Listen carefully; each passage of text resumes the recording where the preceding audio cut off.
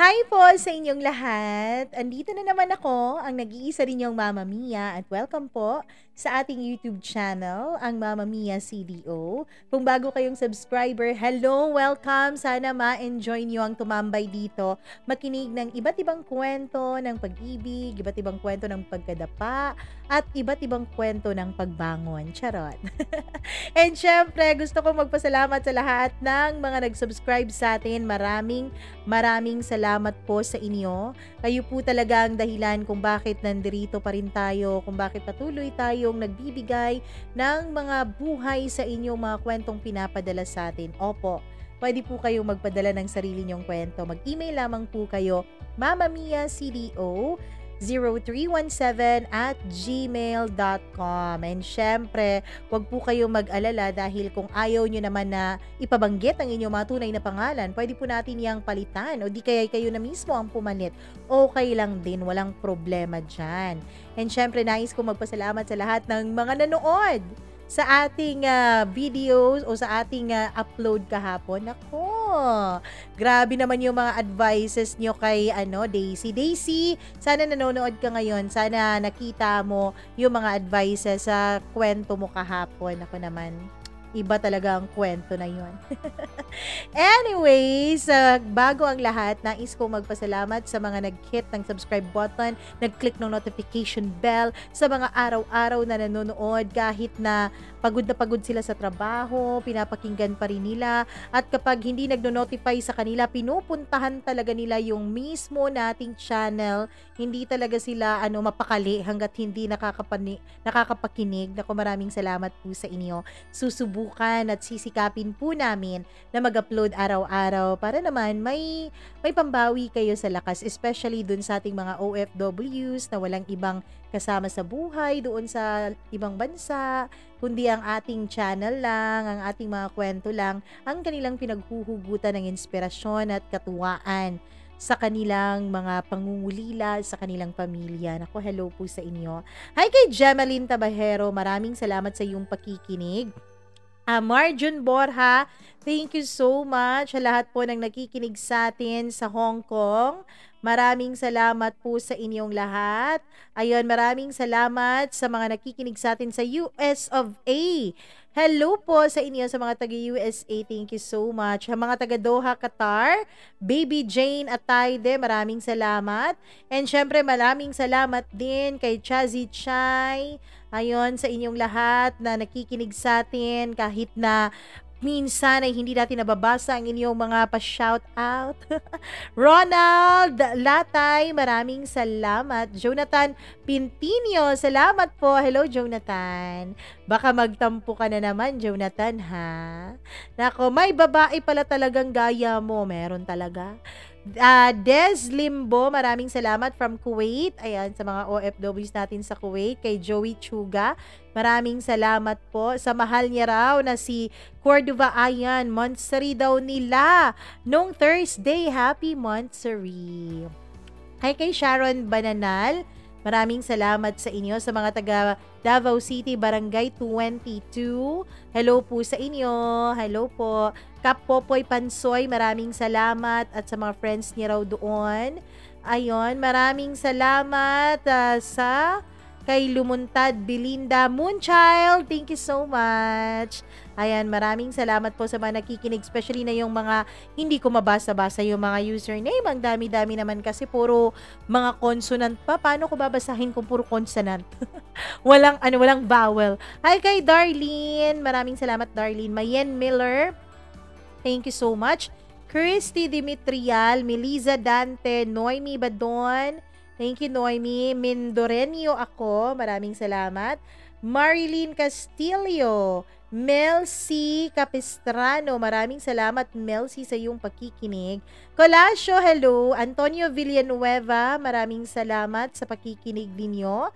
And syempre, kay Rodalyn Valerio, Nikki Gino Codverador, maraming salamat. Marilo Basmayor, thank you. Kaiser Financial Educator, grabe naman. Ginagawa niya raw stress reliever yung channel natin. Thank you po sa inyo. Morphine sa vlogs, salamat. Mahet Taguada, thank you so much. Belated happy 70th birthday sa papa niya na si Asterio Baksal. Nung March 3 pa po ang birthday. Galing kay Mayet Cancho. Hello po, sir. Happy birthday. Marilyn Aguilar, thank you so much sa taga Kuwait. And kay Jenilyn 2242 from Saudi Arabia, Riyadh, na since 2023 nakikinig raw sa atin. Maraming salamat. And syempre, Joycel Gacho, maraming salamat po.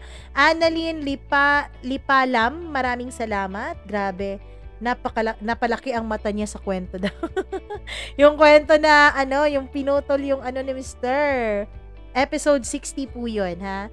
Marilyn Castillo, again, hello sa'yo. Diana Diaz, maraming salamat. Jonah May Katarman, thank you so much, Jonah May. Hello kay Wayne Bailon, na anak ni Jonah May from Barubo. Maraming salamat po sa inyo. Giling Sheila, thank you so much. Marunong ka bang gumiling, Sheila? From Kuwait, Pinay sa Israel. Salamat, Candia. Alex Di Dios, maraming salamat. Kite 69, thank you. Sai Sigayo, maraming salamat sa mga taga Tanzania, East Africa. Ayun, sa lahat po ng nakikinig. Kung saan-saan na nakakaabot yung channel natin. Marwin Zell Channel, Ray Miranda, Julian Ramilo. Maraming salamat sa iyo, Julian. Ayan, syempre, kay Christy, kay Leonelo Lonzaga, Andrea Gomez, Cheryl De La Paz, salamat. User Rose, thank you so much, User Rose. And ang ambisyosang singer sa Saudi Arabia, maraming salamat sa iyo. Jamie Rodriguez, ayun. Ang dami-dami pang nagpapa-shoutout, pero naubusan na po tayo ng oras. Baka may magalit na naman. Ako, 7 minutes na yung natin. Hello po sa inyo. Pasensya na po. And sana magustuhan nyo ang kwento natin ngayong araw. Wag na po nating patagalin dahil excited na ang lahat sa programang Dear Mama Mia.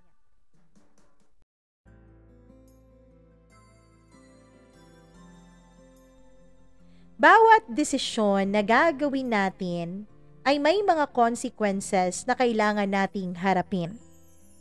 Minsan, masaya lang tayo sa mga panahon na tayo ay gumagawa ng mali.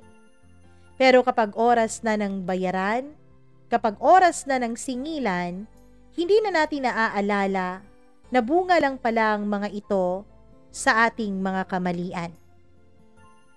Dear Mama Mia, tawagin niyo na lamang ako sa pangalang Tony. Mama Mia, matagal na po akong tagapakinig ng iyong YouTube channel. Actually, ni minsan ay hindi pa po talaga ako nag-comment sa kahit na ano. Dahil, Mama Mia, hindi ko talaga alam kung paano ba ako magbibigay ng advice sa iba.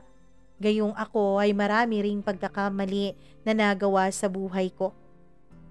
Itong kwento ng buhay ko ay panigurado po ako na makukuhanan nyo ng leksyon sa inyong mga buhay. Mama Mia, isa po talaga ako sa mga binibigyan mo ng pag-asa araw-araw. Pag-asa na eventually, magiging okay din ang lahat sa akin. Pag-asa na masasabi kong hindi lang pala ako ang namomroblema. Hindi lang pala ako ang may mga pinagdadaanan sa buhay. Meron pa pala yung iba na mas grabe pa ang pinagdadaanan kaysa sa akin. Mama Mia, galing po ako sa isang may kayang pamilya. Kaya naman pinapatago ko po ang aking pagkakakilanlan sa takot kong baka may madamay na iba kapag nalaman nila kung sino talaga ako.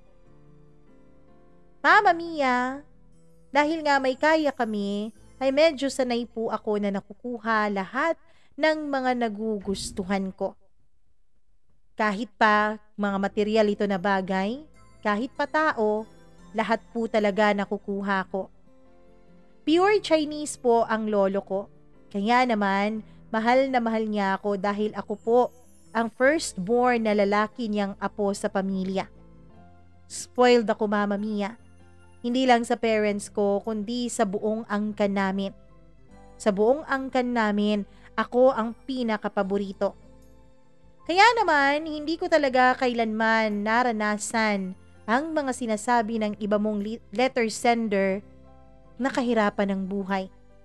Kahit kailan ay hindi ako nakaranas ng sinasabi nilang isang kahig, isang tuka. Noong teenager ako, Mama Mia, playboy po ang bansag sa akin ng pamilya ko at ng mga barkada ko. Kahit sino naman, Mama Mia, kapag nalaman nila ang reputasyon ko sa babae, ay talagang aatras kung babae siya at mapapahanga naman kung isa siyang lalaki. Kahit sino na lang na babaeng natitripan ko, Mama Mia, ay nililigawan ko. Kapag gusto ko lang nalokohin, wala akong nagiging pakialam. Trip dito, trip doon. Lahat, Mama Mia, pinaglololoko ko lang. Meron naman yung totoong nagugustuhan ko talaga. Kaya lang, Mama Mia, hindi rin talaga ako mahilig na magkagusto ng matagal sa isang babae. Lalo na kapag nakukuha ko ng gusto ko sa kanya. Ewan ko ba? Madali lang siguro talaga akong magsawa. Madali ko lang masasabi sa sarili ko na ayoko na. Hindi talaga ako marunong magseryoso, Mama Mia. Until nung college po, nakilala ko si Ella. Isang babaeng napakasimple at maganda. Si Ella po ang isa sa mga pinakamatalino sa mga majors namin. Ako naman, Mama Mia, ay tagilid sa mga subjects na yun. Ilang beses na rin po akong bumagsak. Ilang beses na rin po akong umulit ng kurso o nagpalit ng kurso. Binigyan na ako ng ultimatum ng tatay ko. Ang sabi niya, kapag hindi pa raw ako nagtino sa pag-aaral ko, ay baka ika-cut off niya ako. Nung una, Mama Mia, ay hindi ako naniniwala. Dahil alam ko naman na ako ang paboritong apo ng lolo ko. Pero nung hindi umimik ang lolo ko, pagkatapos akong pagalitan ng tatay ko sa harapan ng lahat, ay nalaman kong seryoso na sila na disiplinahin ako. Kaya naman, Mama Mia, nung nalaman kong type na type ako ni Ella, at nung nalaman ko na matagal na siyang may gusto sa akin, kahit na hindi ko siya gusto, Mama Mia, ay niligawan ko siya. Niligawan ko siya para maipasa ko ang mga subjects na alam kong tagilid ako. Si Ella po ang gumagawa ng lahat ng mga requirements ko. Galing sa assignments, projects, reports, siya po ang gumagawa ng lahat sa akin. Maging sa pangungopia pagdating sa klase at sa examination, ay pinapakopya niya rin talaga ako. Mama Mia, sa totoo niyan, hindi po ganoon na babae si Ella. Hindi po siya nagpapakopya. Sabi nga ng iba naming mga kaklase ay napakadamot daw ni Ella sa sagot. Pero pagdating sa akin, hindi po siya nagdadamot. Pagdating sa akin, lahat po ng gustuhin ko ay binibigay niya. At hindi nga po ako na-disappoint, Mama Mia. Matapos lang ang isang linggo na panliligaw ko kay Ella, kahit na hindi naman ako masyadong nag-effort, kahit na puro salita lang naman ako, wala ngang pa-flowers o kahit na anong pag-gift, ay sinagot pa rin ako ni Ella. Binigay pa rin niya sa akin ang kanyang matamis na oo.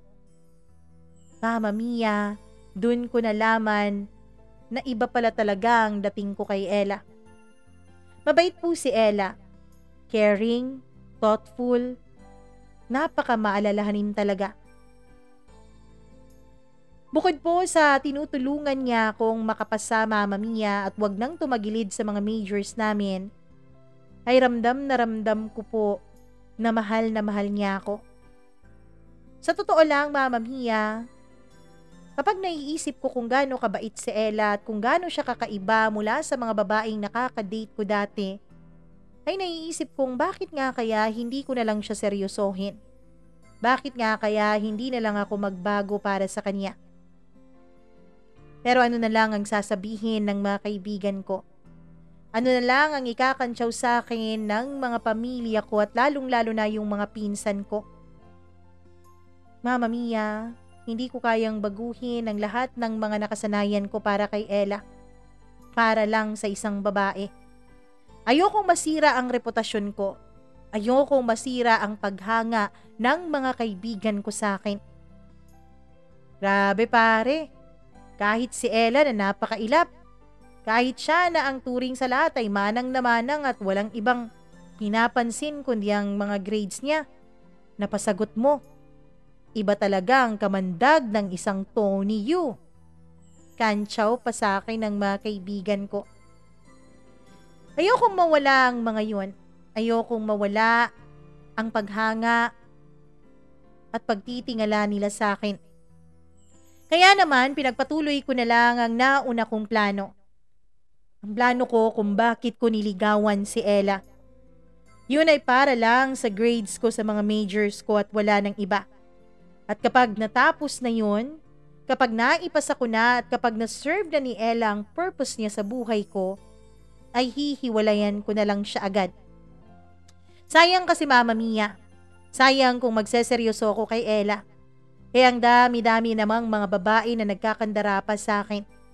Mga babaeng mas sexy, mas maganda, at mas sophisticated pa kesa sa kanya. Titiisin ko na lang siya para pagkatapos ng semester na yon at pasigurado kong naipasa ko na ang lahat at hindi na ako sesermonan ng papa ko, ay iiwan ko rin siya kaagad. Pero Mama Mia, after 2 months lang po, mula nung magkaroon kami ng relasyon ni Ella, ay nakarating sa kanyang katotohanan. Isa po siguro sa mga kabarkada ko na may girlfriend na kakilala ni Ella ang nakapagsabi sa kanya. Mama Mia, nung nalaman ni Ella ang katotohanan ay kinumpronta niya ako. Galit na galit siya sa akin. Ano bang nagawa ko sa iyo, Tony? Ano bang kasalanan ko sa iyo at bakit mo ako ginaganito? Bakit mo ako ginagamit? Bakit mo ako niligawan? Bakit mo ako pinaasa? Okay lang naman sana kung humingi ka ng tulong sa akin, hindi naman kita tatanggihan eh. Alam mo naman, di ba, na gusto kita? Hindi naman kita tatanggihan kung hihingi ka ng tulong tungkol sa mga subjects natin. Pero sana hindi mo pinaglaruan ang puso ko. Sana hindi mo ako niligawan kung hindi mo naman pala talaga totoo akong gusto. Diyan ka na, Tony. Napakawalang niya mo. Napakasama mong tao. Hindi na kita gusto. Hindi na kita mamahalin. Mama Mia, mula nga nung magkabukingan na ay nag-iba po si Ella. Nag-iba po siya sa mga klase namin. Kung dati ay lagi siyang maagang pumapasok, ngayon po ay nalilate na siya. Hindi na niya pinapasukan yung iba pang mga subjects namin. Lagi na siyang tulala. Nagloloko na siya sa pag-aaral niya, Mama Mia. Ang sabi nila, ako raw ang dahilan ng lahat. Yung pagka-broken hearted daw ni Ella sa akin ang dahilan. Hoy bro, huwag mong sabihing naaapektuhan ka sa sinasabi ng mga classmates natin ha, na ikaw ang dahilan kung bakit nagkakaganon si Ella. Wala kang kasalanan dun bro. Desisyon naman niya na sirain ang buhay niya. 2 months pa lamang kayo. 2 months pa nga lang kayo tapos ganyan na siya kung makaasta. Akala mo buong buhay niya magkasama kayo eh. Hayaan mo na yun. Hayaan mo nang sirain niya ang buhay niya. Buhay niya yun at desisyon niya yun. Sabi ng mga kaibigan ko. Alam ko naman na may punto sila, Mama Mia. Alam ko naman na totoo ang sinasabi nila. Nahawak ni Ella ang buhay niya at hindi ko hawak yun. Totoo din naman na 2 months lang na naging kami. Pagkatapos ay sisirain niya lang ang buhay niya dahil doon. Mali pala ang pagkakakilala ko kay Ella. Hindi pala siya ganoon katalino. Dahil kung tunay siyang matalino, alam niya na hindi niya dapat sinisira ang buhay niya dahil lang sa akin. Mama Mia, isang araw, ay bigla kaming nagkaharap ni Ella. Nagkasalubong kami sa koridor at kaming dalawa lang ang nandoon. Dahil kaming dalawa lang, inisip kong kausapin siya para ayusin niya ang buhay niya. Pero nagalit siya sa akin. Ano bang pakialam mo sa buhay ko, ha, Tony? Ano bang pakialam mo kung magpapakalunod ako sa sakit na dinulot mo sa akin. Alam mo, Tony, sana isang araw maramdaman mo rin kung gaano kasakit yung mga ginagawa mo sa mga babae. Sana isang araw maramdaman mo rin kung gaano kasakit ang pinaparamdam mo sa akin ngayon. Sana isang araw mahabol ka rin ng karma sa lahat ng mga kasalanan mo. Hindi lang sa akin kundi maging sa ibang mga babae. Ikaw ang dahilan kung bakit ako nagkakaganito. Siguro nga tama ka. Dapat hindi ko sinisira ang buhay ko sa'yo. Pero anong magagawa ko? Mas matimbang ang sakit na nararamdaman ko. Siguro hindi mo maintindihan dahil kahit kailan hindi ka pa naman nasaktan ng ganito. Pero tandaan mo, Tony, darating din ang panahon. Dadanasin mo rin lahat ng mga pinaranas mo sa akin. Mama Mia, pagkatapos naming mag-usap noon, ay umalis na si Ella. Hindi na siya nagpakita pa sa akin mula noon. Nalaman ko na lang na tumigil o huminto na siya sa kanyang pag-aaral. Mama Mia, aaminin ko, may konting konsensyang kumurot sa puso ko nung makapag-usap kaming dalawa. Pero hindi naging sapat ang konsensya na yun. Binaliwala ko yun, Mama Mia. Binaliwala ko rin ang pagtigil niya sa kanyang pag-aaral. Tama ang mga kaibigan ko. Bakit ko kokonsensyahin ang sarili ko? Hindi ko naman kasalanan kung weak siyang uri ng babae. Kung siya pala ang uri ng babae na madaling patiklupin. Hindi ko na kasalanan yun. Isa pa, marami pang mga babae na nagkakandara pa sa akin. Wala na akong oras para isipin pa si Ella. Wala na akong oras para isipin pa ang mga pagdadrama niya. Mas uunahin ko ang mga babaeng nakapaligid sa akin. Mama Mia, hanggang sa isang napakalaking disgrasyang nangyari sa buhay ko. Isang bagay na kailanman ay hinding-hindi ko talaga malilimutan. Mama Mia, isang araw, nagmamaneho ako ng paborito kong motor. Nasa highway ako noon. Medyo nakainom ako dahil galing ako sa birthday ng kaibigan ko. Galing pa ako na nakascore sa isang babae kaya happy-happy talaga ang pakiramdam ko. Napalakas ang pagpapatakbo ko ng motor. Hanggang sa hindi ko na namalayan na meron pala akong kasalubong na isang bus. Mama Mia, nagkabanggaan po kami ng bus na yon.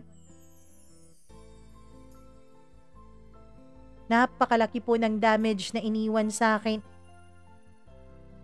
Halos sa isang pilik mata, Mama Mia, sa isang pagpikit ko ng mata ko ay parang rumehestro lahat sa akin, sa isipan ko ang lahat ng mga nagawa kong kasalanan. Patang huling pumasok sa isipan ko, Mama Mia, ay ang mga kasalanan na nagawa ko kay Ella. Napakabilis ng mga pangyayari that time. Hindi talaga ako makapaniwala, Mama Mia. Hindi ako makapaniwala na darating sa akin ang pagkakataon na yon, na mawawala sa akin ang lahat. Mama Mia, napakabilis ng mga pangyayari. Ang tanging rumehestro sa isipan ko habang pinipikit ko ang mata ko, Mama Mia, ay ang mga sinabi sa akin ni Ella. Na balang araw, mararamdaman ko rin lahat ng mga pinaramdam ko sa iba. Hindi ko talaga lubos maisip na magkakatotoo ang sumpang binitawan sa akin noon ni Ella. Na magkakatotoong makakarma ako. Mama Mia, napakatindi po ng nangyari sa akin. Worst pa sa worst ang nangyari sa akin. Naipit po sa gulong ng bus ang akin pong kaliwang paa. Mama Mia, nadurog po ang buto ko sa paa na yon at kailangan po yung putulin. Nung malaman ko po yun mula sa mga magulang ko, ay halos mamatay ako sa kakasigaw. Halos, Mama Mia, hindi ko talaga lubos maisip na mangyayari yon. Kulang na lang ay mamatay ako doon nung sinabi ng doktor sa akin ang aking sitwasyon. Alam ko naman na marami akong kasalanan. Alam ko naman na marami akong ginawang hindi maganda sa buhay ko. Pero grabing karma naman ito. Hindi ba pwede na ganun lang ang karma ko? Yung ma-broken hearted lang? Kung ano lang ang ginawa ko sa mga babae? Wala naman akong babaeng pinutulan ng paa, pero bakit kailangan kong maputulan ng paa? At saka hindi ba pwede na installment na lang ang karma ko? Hindi ba pwedeng installment na lang ang paniningil sa mga utang ko? Ganito ba talaga? Isang bagsakan ba talaga kung maningil ang karma? Mama Mia, dun ko rin napagtanto na hindi pala lahat ng bagay sa mundo ay tungkol sa pera. Hindi pala lahat ng bagay ay nabibili ng pera. Kung dati ay naipagmamalaki ko ang pera ko sa lahat ng tao, ngayon Mama Mia, ay wala pong magagawa ang pera ko. Dahil kahit sa dinami-dami pa ng pera ng aking pamilya, ay wala pala yung magagawa para iligtas ako sa kalagayan ko. Para hindi maputol ang mga paa ko. Alam mo ba Mama Mia, ang pakiramdam ko nung mga panahon na yon? Gusto ko nang mamatay nung mga time na yon. Nawala rin lahat, sunod-sunod sa akin. Mga barkada ko, mga girlfriends ko Mama Mia. Nalaman ko pa na pinagtatawanan nila ako sa social media. Nalaman ko pa na pinagtatawanan nila ako kapag magkakasama sila.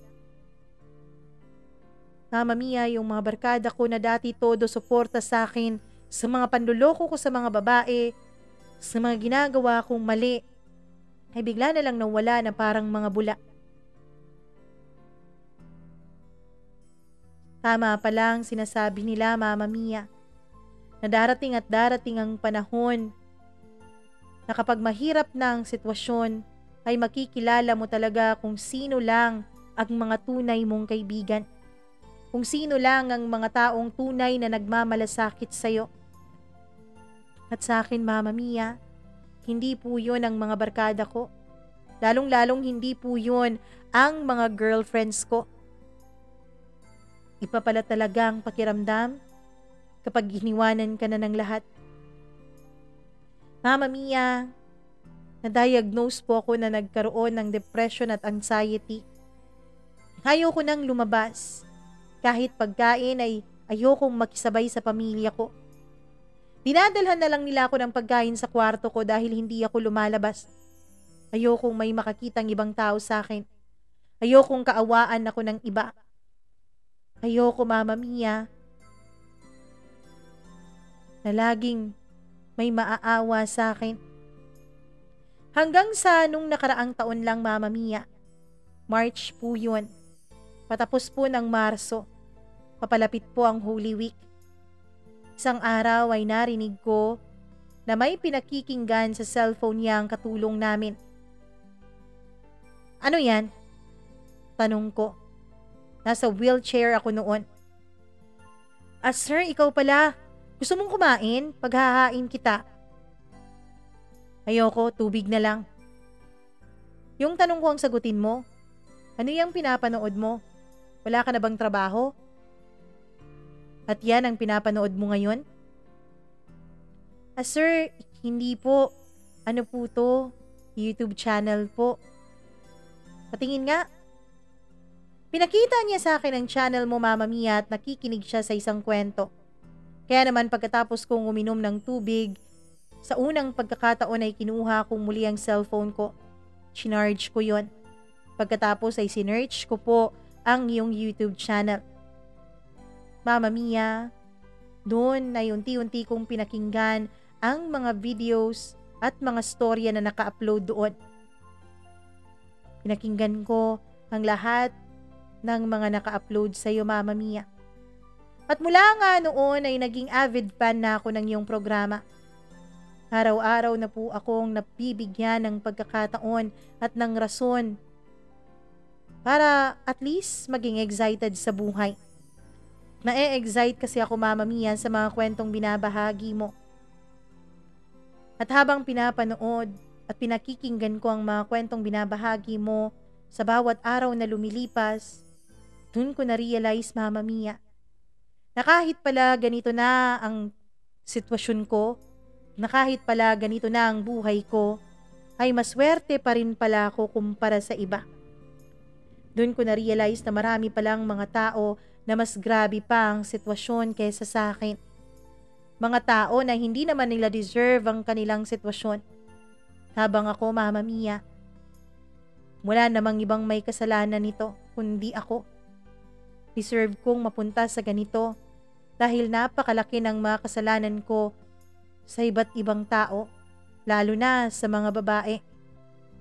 At tulad ng mga payo mo, Mama Mia, unti-unti rin akong lumalapit sa Diyos.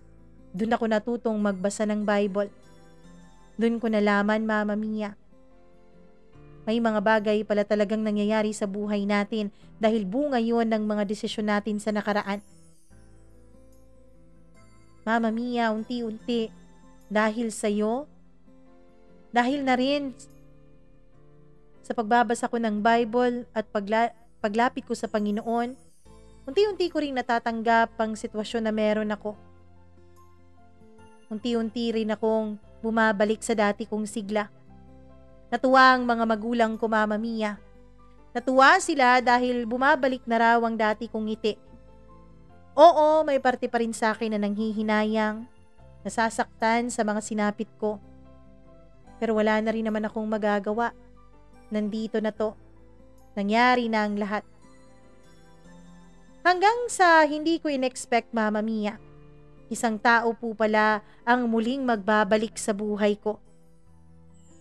Mama Mia, isang araw, naisipan ko na lang na sabihin kay Mama na sasama ako sa pag-grocery nila.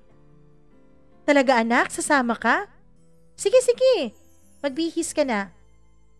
Gusto mo patulungan kita sa katulong natin? Wag na po, Mama, ako na pong bahala. Nagbihis ako, Mama Mia, at sumama sa kanila. Kumain muna kami sa labas. At habang kumakain kami, ay nakangiti ako habang nakikinig sa kwentuhan nila. Nung kumpleto pa ako, nung hindi pa po ako nadedisgrasya, kahit kailan ay hindi ko naranasan ng ganito. Sure, kumakain kami sa labas noon, kasama ang buong pamilya, pero bata pa ako. Nung nagbinata kasi ako, Mama Mia, ay puro barkada lang po ang inaasikaso ko. Puro babae lang po ang kasama ko. Masaya pa lang ganito. Yung kasama mo ang buong mong pamilya, kumakain kayo habang nagtatawanan. Masaya ako, Mama Mia. Kung hindi pa siguro nangyari sa akin ang lahat ng to, ay hindi ko ma-appreciate ang ganitong moments at bonding namin ng pamilya ko. Pagkatapos naming kumain ay nanood muna kami ng sine. Pagkatapos ay nag-aya na ang mga magulang ko na mag-grocery. First time po yun na buong pamilya ka talaga kaming nag-grocery. At habang papunta na kami sa cashier, Mama Mia, ay isang pamilyar na babae ang nakita ko. Nakangiti po siyang binabati ang mga customers. Isa po siya sa mga cashiers doon. Ma, huwag tayo dyan. Doon tayo sa kabila. Sabi ko. Ayoko kasi na makita niya ako, Mama Mia. Ayoko kasi na makita niya ang kalagayan ko. Bakit anak? Bakit ayaw mo dito? Sige na ma, please.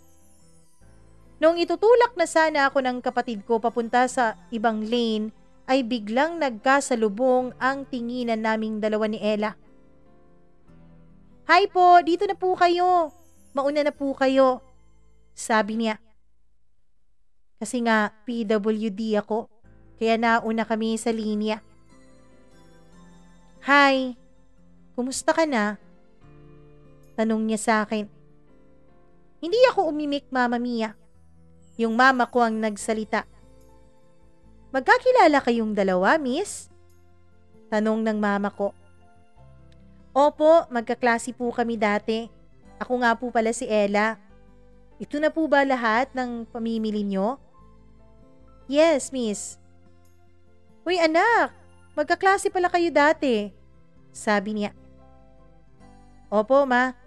Sige po, Pwede po bang mauna na ako? Doon na lang po ako sa sasakyan mag-aantay. Itinulak ako ng kapatid ko at nauna na nga kami sa parking lot. Mama Mia, kahit tiningnan ako ni Ella ay wala pong pangungutya sa mga mata niya. Nakangiti po siya sa akin. Na para bang walang nangyaring masama sa amin noon. Yung ngiti niya ay napaka-genuine. Walang halong pangungutya, walang halong pangmamata. Noong makarating na ang mga magulang ko sa parking lot ay agad na kaming umuwi. Habang nasa biyahe kami ay panay ang tanong ng mama ko tungkol kay Ella. Uy, napakaganda nung babaeng yun ha. Sigurado ako naging girlfriend mo yun no? Pangungulit ni mama. Wala po ma, hindi po kami naging mag-on, sabi ko.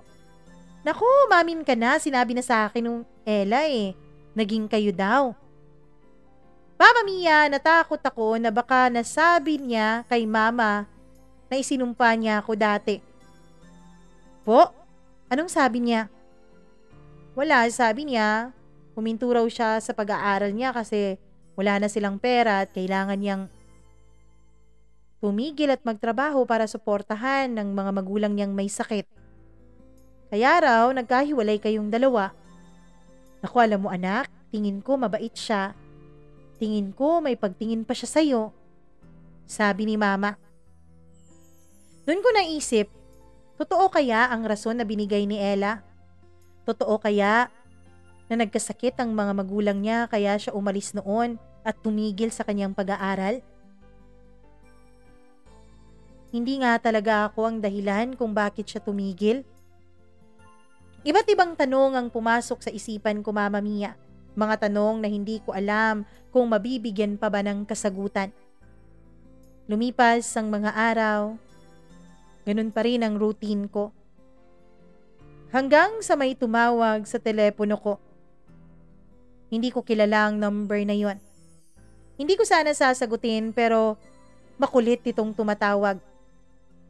Siguro naghahanap lang ito ng textmate o ng callmate. Siguro tulad ng iba, dial lang ito ng dial. Sabi ko. Nung sinagot ko yun, Mama Mia, ay nabigla ako.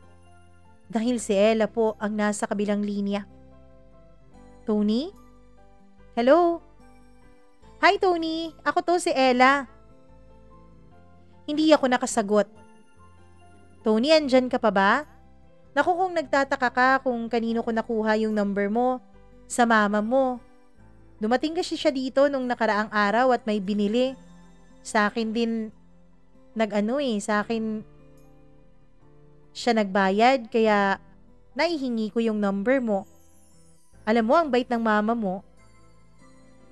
Tony, hello? Nandyan ka pa ba? Pinutol ko ang tawag na yon, Mama Mia, dahil hindi ko alam kung ano ang sasabihin ko kay Ella. Hindi ko alam kung paano ba ako hihingi ng tawad sa kanya. Bakit kailangan pa niyang kunin ang numero ko? Lumipas ang ilang oras. Mag-aalas 7 na noon ng gabi nung makatanggap ako ng text message mula kay Ella. Hi Tony, kakalabas ko lang. Ngayon lang ako nag-out eh. Kumusta ka na? Ayos lang ba na dalawin kita sa inyo? Tanong niya. Hindi ko sinagot ang text message na yon. Nakailang ulit pa siyang text ng text, Mama Mia, hanggang sa nakulitan na ako. Ano ba Ella? Ano ba ang gusto mong mangyari? Ano ba ang gusto mong palabasin ha? Text ko sa kanya. Ano bang klaseng tanong yan, Tony? Wala naman akong ibang gustong palabasin. Gusto lang kitang kumustahin. Pagkabasa ko sa message niya ay tinawagan ko siya. Oh Ella, eto na ako ngayon. Masaya ka na? Masaya ka na ba na nagkatotoo yung sumpa mo sa akin? Masaya ka na ba na nahihirapan na ako ngayon? Masaya ka na ba? Nalumpo na ako ngayon at wala nang silbi? Sunod-sunod kong tanong. Tony, ano ba yung sinasabi mo? Hindi naman ako masaya na ganyan ang sinapit ng buhay mo. Oo, naisumpa kita dati pero Dala lang naman yun ang init ng ulo ko at ng sakit ng naramdaman ko. Pero Tony, tumawag ako sa'yo para magpaliwanag. Hindi ikaw ang dahilan kung bakit ako tumigil noon sa pag-aaral. Kung bakit ako nalilate noon. Kung bakit ako uma-absent. Oo, at nasaktan mo ako dati, totoo yun. Pero ang tunay na dahilan, Tony, yun ay nagkabaon-baon kami sa utang. Nawalan kasi ng trabaho ang papa ko matapos siyang ma-stroke. Sumunod naman na nagkasakit ang mama ko. Bilang panganay, kailangan ko mag-step up. Kaya tumigil ako. Wala na rin naman pang tuition sa akin eh. Oo nga't scholar naman ako noon pero hindi naman lahat libre. Kaya naisipan kong magtrabaho na lang. Natigilan ako sa mga sinabi niya Mama Mia. Totoo pala ang sinasabi ng mama ko noon. Totoo pala na hindi ako ang dahilan ng kaniyang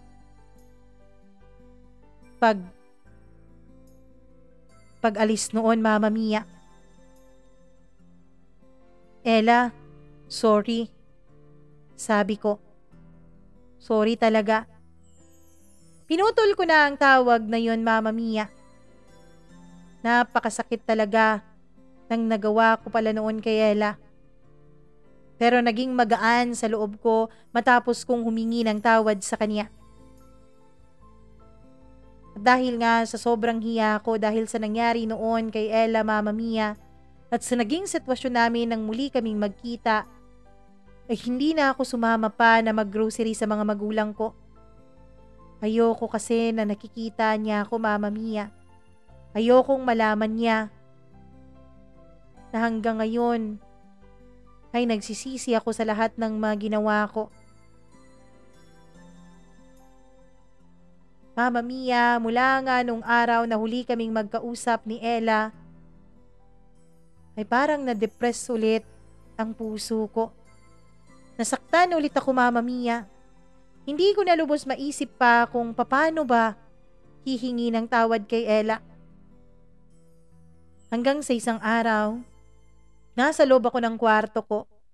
Bigla akong tinawag ni Mama dahil may bisita raw ako. Kakarating lang noon ni Mama. Gulat na gulat ako dahil kasama niyang dumating sa bahay namin si Ella. O Ma! Ella, bakit ka nandito? Tanong ko. Hi Tony! I hope okay lang na dalawin kita. Sabi kasi ng mama mo, kailangan mo ng makakausap dahil nabuburyo ka na dito sa bahay nyo.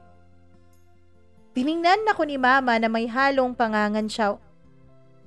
Papaalisin ko sana si Ella pero ayoko naman na mapahiya siya sa mga magulang ko kaya hinarap ko siya. Nagkausap kaming dalawa, Mama Mia. Kumain kami ng merienda. Nagkamustahan. Muli akong humingi ng tawad sa kanya. Sabi ko nahihiya ako sa mga pinaggagawa ko dati. Nahihiya ako dahil alam kong malaki ang kasalanan ko sa kanya. Ano ka ba naman, Tony? Wala na yun. Isa pa, naka-move on na ako kaya ayos na yun. Kung gusto mo, maging magkaibigan na ulit tayo. Sabi niya. Talaga? Ayos lang sa'yo na maging magkaibigan ulit tayo? Hindi ka nagalit talaga sa akin? Totoo ba yan? Oo nga. Alam mo, napakawalang hiya talaga ng mga barkada mo, no? Dati-dati, lagi mo silang nililibre. Dati-rati, ikaw lagi ang taya kapag may mga lakad kayo. Tapos ngayon na nagkaproblema ka, iniwanan ka nila sa ere. Hindi talaga maganda yung mga barkada mo dati. Sabi niya. Umag-agree naman ako sa kanya, Mama Mia. Sinabi mo pa. Ganun talaga siguro. Ang mga barkada, may mga tao sa buhay mo na magaling lang kapag nasa tuktok ka, kapag masaya ang buhay mo. Pero kapag nalulungkot ka na, wala na. Iiwanan ka na lang. Huwag kang mag-alala, Tony. Hindi naman ako mawawala eh. Mula ngayon, magkaibigan na tayo. Pwede ba yon? Sabi niya. Masayang masaya ako, Mama Mia. Sa wakas, may kaibigan na ako. May bago na akong inspirasyon sa buhay ko. Mula nga nung araw na yon ay araw-araw na kaming magka-text at magkatawagan ni Ella. Kapag break niya sa trabaho ay tinatawagan niya ako. Bago matulog ay tinetext niya ako. Pagkagising niya sa umaga ay tinetext niya rin ako. Kapag weekend at may time siya, Mama Mia, ay pinupuntahan niya ako sa bahay. Napakasaya ko. Unti-unti, Mama Mia, nararamdaman kong minamahal ko na si Ella. Nararamdaman ko na nakapasok siya sa puso ko. Hindi ko alam kung paano ako aamin sa kanya. Hindi ko alam kung paano ko sasabihin sa kanya na ang lalaking dating nanakit sa kanya, ang lalaking dating nanggamit sa kanya, ngayon ay mahal na siya. Mama Mia, cherish ko na lang ang friendship na meron kami. Natatakot kasi ako. Natatakot ako na baka kapag nalaman ni Ella ang damdamin ko, ay baka iwasan niya ako. Although, Mama Mia, paminsan-minsan ay parang nakikita ko pa rin naman sa mga mata niya ang kanyang pagmamahal sa akin. Pero ayoko mag-assume. Ayokong mag-isip na tunay ngang may nararamdaman pa siya. Ayokong masaktan. Pilit kong winawaksi ang nararamdaman ko, Mama Mia. Pilit kong tinatago ang damdamin ko. Pilit kong pinipigilan ang pagmamahal ko. Pero sabi nga nila, mapigilan mo man ang bagyo at lindol, pero hindi ang pusong tumitibok para sa isang tao. Oo, Mama Mia. Hindi ko na nga napigilan ang sarili ko at minahal ko na nga ng tuluyan si Ella. Hanggang sa isang Sabado ng gabi, ay nagkita kami ni Ella. Nagpasama ako sa kapatid ko. Sabi ko, puntahan namin si Ella at sunduin namin siya. Mama Mia, buti na lang talaga at pumayag ang kapatid ko. Pinag-drive niya ako. Pinuntahan namin si Ella 1 oras bago matapos ang kanyang shift. Oh, bakit kayo nandito? Tanong niya nung puntahan ko siya sa counter niya. Hinihintay ka namin. Ella, gusto sana kitang ayain na kumain ngayon sa labas. Huwag kang mag-alala, treat ko. Sabi ko. Talaga? Sure yan? Pero hindi pa ako tapos may 1 oras pa bago matapos ang shift ko. Sabi ko. Alam ko dahil naikwento mo. Pero huwag kang mag-alala, hihintayin ka na lang namin. Diyan na lang kami sa may food court ha. Pagkatapos, sumunod ka sa amin. Sa food court tayo kakain? Tanong niya na nakangiti. Hindi, may pinareserve akong restaurant para sa atin. Kasama natin kapatid mo? Nako, mukha tayong magbabarkada. Ngumiti na lang ako, Mama Mia, at hindi ko sinabi sa kanya na kaming dalawa lang ang magdi-dinner. At yung kapatid ko ay aalis din at susunduin lang din kami pagkatapos. Mama Mia, habang nasa trabaho pa si Ella ay pumunta ako sa isang flower shop sa loob ng mall na yon. Bumili ako ng isang bouquet of flowers. Nung makarating na nga sa food court si Ella, ay inabot ko sa kanya ang flowers. Gulat na gulat siya pero nakangiti naman niyang tinanggap yon. May pa-flowers ka pa talaga? Tara na, Ella. Malapit na kasi yung reservation ko. Sabi ko sa kanya. Mama Mia, umalis na nga kami. At nung maihatid na kami ng kapatid ko ay nagpaalam na ito sa amin. Teka, hindi ba siya sasama sa ating kumain? Hindi may lakad siya, kaya tayong dalawa lang. Huwag kang mag-alala, susunduin naman niya tayo mamaya. Sabi ko sa kanya. Mama Mia, nag-order na nga kami. Nakangiti pa si Ella sa akin. Ako naman ay kabang-kaba. Kahit na ang dami-dami ko na talaga noong experience na manligaw ng iba't ibang babae, at kahit na naligawan ko na noon si Ella, ay iba po ang kabang naramdaman ko ngayon. Para akong kinakabahan na hindi ko talaga malaman Hanggang sa nung matapos na kaming kumain, ay sinabi ko na kay Ella ang pakay ko kung bakit nakipag-dinner ako sa kanya. Ella, may gusto sana akong sabihin sa'yo eh. Sabi ko. Ano yun? Tanong niya na nakangiti pa rin sa akin. Ella, sana wag kang mabibigla at sana wag mo akong pagtawanan. Bakit naman kita pagtatawanan? Tanong niya. Kasi Ella, hanggang ngayon, mahal kita eh. Hindi ko alam kung paano ko pipigilan ang damdamin ko na to. Pero mahal kita. Mahal na mahal kita. Sabi ko sa kanya.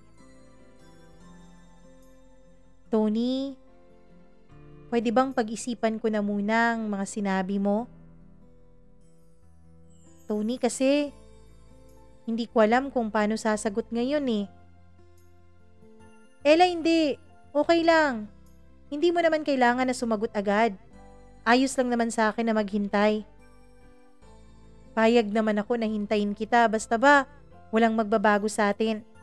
Basta ba magkaibigan pa rin tayo at hindi ka magiging awkward sa akin. Ayos lang ba yun? Tanong ko naman.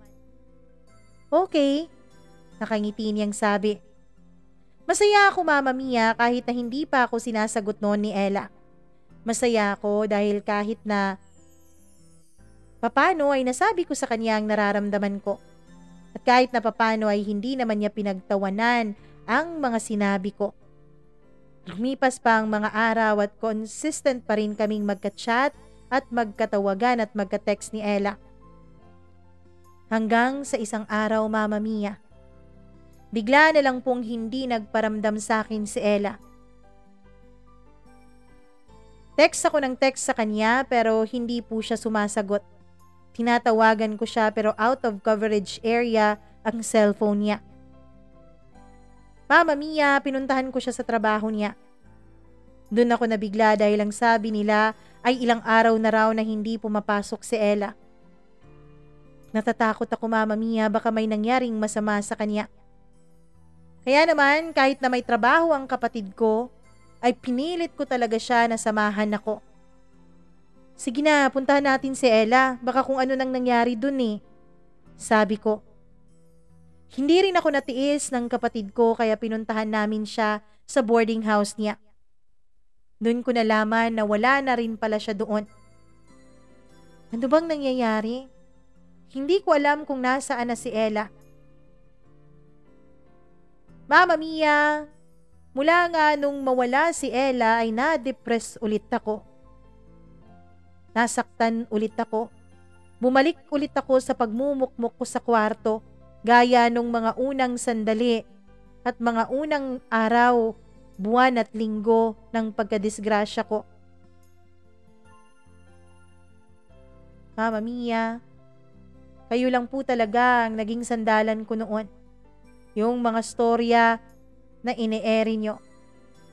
Hanggang sa isang araw ay naisipan kong mag-Facebook. Naisipan kong hanapin si Ella. Hindi ko siya mahanap sa kanyang complete name. Sir? Ano pong ginagawa nyo dyan? Parang nakakunot ang noon nyo eh, kanina pa kayo. Tanong ng katulong namin. Kasi may hinahanap ako dito sa Facebook. Hindi ko naman mahanap-hanap yung pangalan niya. Baka wala yung Facebook, no? Tanong, sabi ko. Sir, subukan nyo kayang baliktarin yung pangalan niya. Baka mahanap mo.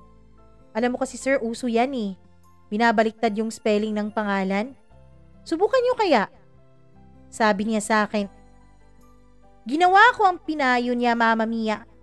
At doon nga ay nakita ko ang isang profile na ang picture Mama Mia ay si Ella. Hinopen ko ang profile na yon. Hindi po naka-private. Chinek ko ang mga posts, recent pa yun Mama Mia. Hanggang sa nagsuscroll na ako. Hanggang sa may nakita ko, Mama Mia, na isang picture ng isang baby. Kaninong anak to? Kay Ella? Siguro, Mama Mia, magdadalawang taon na ang bata. Kaya naman tiningnan ko lahat ng pictures na meron si Ella. Mama Mia, nalugmok ako sa mga nalaman ko.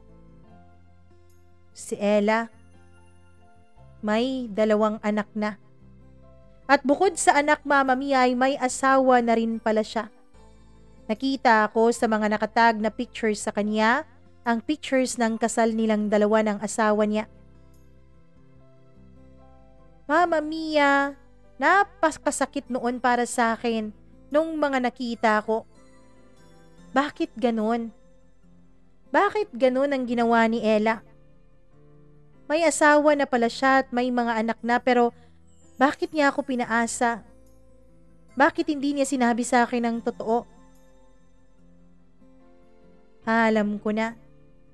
Siguro nga, gusto niya lang talagang gantihan ako. Mama Mia, chinat ko ang account na yon. Doon ay sinumbatan ko si Ella. Ella, napakasinungaling mo. Sana nung una pa lang sinabi mo na sa akin na may pamilya ka na. Sana nung una pa lang sinabi mo na sa akin para hindi na ako umasa pa sa mga sinabi mo noon. Akala ko, Mama Mia, ay isi-scene zone niya lang ako. Akala ko ay hindi niya sasagutin. So ngayon, alam mo na kung anong pakiramdam. Alam mo na kung anong pakiramdam na lokohin at gaguhin. Oo, sinadya ko talaga na hindi sabihin sa'yo ang totoo. Dahil gusto kong makaganti sa'yo. At ngayon, amanos na tayong 2. Wala akong utang sa'yo at wala ka na ring utang sa akin. Mag-move on ka na, Tony. Tanggapin mo na lang ang kalagayan mo. Tanggapin mo na lang lahat ng nangyari sa buhay mo. Sana maging masaya ka na. Dahil ako, pakiramdam ko, ngayong nakaganti na ako sa'yo, matatahimik na rin ang loob ko. Paalam, Tony. Yun lang, Mama Mia, at hindi man lang ako nakapag-rebat sa kanya dahil blinak na niya ako. Mama Mia, mula nga nung araw na yun ay wala na akong naging balita pa kay Ella. At mula nga nung araw na yun, ay mas lalo lang akong nalugmok sa kwarto ko. Hanggang ngayon, Mama Mia, ay hindi ko pa rin alam kung paano ba ang bumangon. Tinatanong ko ang Diyos kung bakit to nangyayari lahat sa akin. Kung bakit sinaktan niya ako ng todo. Pero na-realize ko, Mama Mia, bakit ko naman tatanungin ng Diyos? Wala naman siyang kasalanan sa mga nangyari sa akin. Hindi naman niya desisyon ang mga nangyari sa akin, kundi desisyon ko. Dahil ako ang gumawa ng mali. At ang mga ito ay karma lamang o consequences lamang ng mga ginawa ko noon. Maraming salamat po, Mama Mia, sa pagbibigay mo ng oras para basahin itong kwento ng buhay ko. Nawa po ay nakapagbigay ako ng leksyon sa iba, lalo na sa mga kalalakihan. Huwag po tayong gumawa ng mali. Huwag po tayong gumawa ng mga bagay na makakasakit sa kapwa natin. Maniwala kayo. Lahat ng ginawa nyo, lahat ng pananakit nyo, isang araw, babalik at babalik sa inyo. Hindi man ngayong araw, hindi man ngayong buwan, at hindi man sa susunod na taon. Pero darating at darating ang panahon na babawian rin kayo ng tadhana. Maraming salamat po once again. Ako pong muli ang suki niyong tagapakinig, Tony.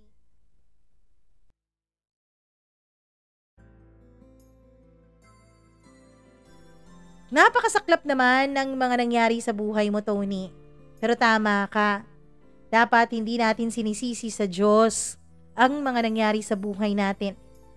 May mga pangyayari sa buhay natin na hinahayaan ng Diyos para tayo ay mag-grow, para tayo ay mapatatag, para tayo ay maging mas handa sa mga blessings na inahanda niya sa atin. Pero may mga pangyayari din na hindi naman talaga kagustuhan ng Diyos, kundi consequences lamang sa mga naging desisyon natin noon. Tandaan nyo, binigyan po tayo ng laya ng Diyos, ng karapatan na magdesisyon para sa buhay natin. Kaya sana bago tayo gumawa ng desisyon, atin munang isipin sa makailang beses kung ito ba'y makakabuti, kung ito ba'y may balik sa atin, kung ito ba ay makakasakit sa kapwa. Dahil naniniwala po ako, lahat ng pananakit natin sa ating kapwa, babalik at babalik sa atin isang araw. Maraming salamat po sa pakikinig nyo sa kwento ni Tony. Naway nagustuhan nyo ang kanyang kwento. Huwag nyo pong kalimutang i-like at i-share ang video na to. Huwag nyo rin kalimutan na sana mag-subscribe kayo kung hindi pa kayo makapag-subscribe. At kung nakapag-subscribe na, please do not hesitate to click the notification bell para lagi kayong handa at lagi kayong updated sa bawat kwento na ating ina-upload. Muli pong nagpapasalamat ako mula sa kaibuturan ng aking puso sa walang sawa niyong pagsuporta, sa walang sawa niyong pakikinig at pag-aabang ng ating mga videos araw-araw. Ako pong muli ang nag-iisa ninyong Mama Mia. Magandang araw sa inyong lahat. Enjoy your weekend po!